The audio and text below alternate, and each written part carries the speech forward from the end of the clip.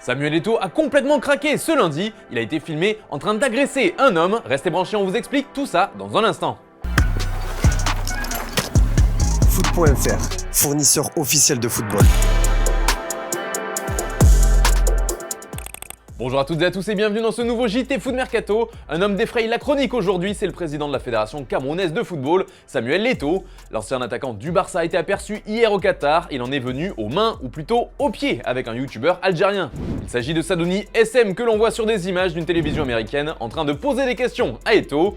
Et si ce dernier était au départ tout sourire en train de faire des photos avec des fans, il a vu rouge après avoir rencontré ce youtubeur muni d'un appareil photo. Si on n'entend pas les questions posées sur les images, il aurait, selon certains échos, demandé à Eto'o combien ça lui coûtait d'acheter des arbitres, en référence à l'arbitre Bakary Gassama du match de barrage entre le Cameroun et l'Algérie pour la qualification au mondial qui avait fait polémique. Les Fennecs, leur staff et les supporters avaient alors crié au scandale suite à plusieurs décisions litigieuses. Depuis, les relations entre Cameroun et Algérie sont plus que tendues quand on parle foot. Le dénommé Sadouni SM a publié une vidéo sur sa chaîne YouTube dans laquelle il donne sa version des faits. Il annonce notamment porter plainte contre Samuel Eto'o, mais aussi qu'il a fait ça pour l'Algérie. Il montre des traces de coups sur son bras qui sont liées à l'agression, mais également l'image de son appareil photo complètement détruit. Rappelons au passage que Sadouni SM avait fait d'autres vidéos depuis son arrivée au mondial, dans laquelle il faisait référence au Cameroun qui ne devait pas être présent à la place de l'Algérie au Qatar. Depuis leur diffusion, ces images ont mis le feu aux réseaux sociaux, notamment sur Twitter où la polémique gronde.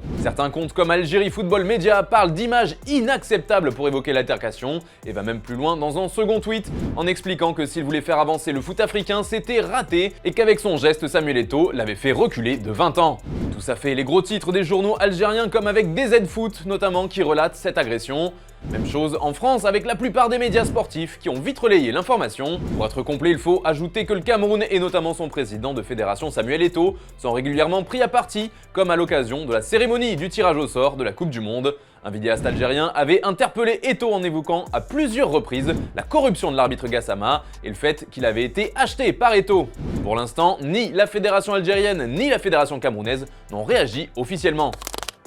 Un peu de mercato maintenant avec le jeune Endrick qui fait rêver les plus grands clubs du monde. Eh bien un club aurait pris l'avantage sur ce dossier ô combien brûlant. Selon le média brésilien UOL, le Real Madrid serait prêt à lâcher les 60 millions de sa clause libératoire, ce que nous sommes en mesure de vous confirmer à Foot Mercato.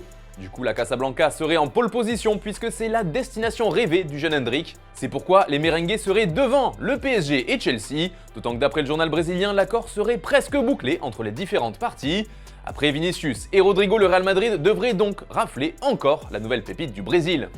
Et justement, c'est la question du jour. Du point de vue d'Endrick, quel club choisiriez-vous pour démarrer votre carrière en Europe? Le Real, le PSG, Chelsea ou un autre?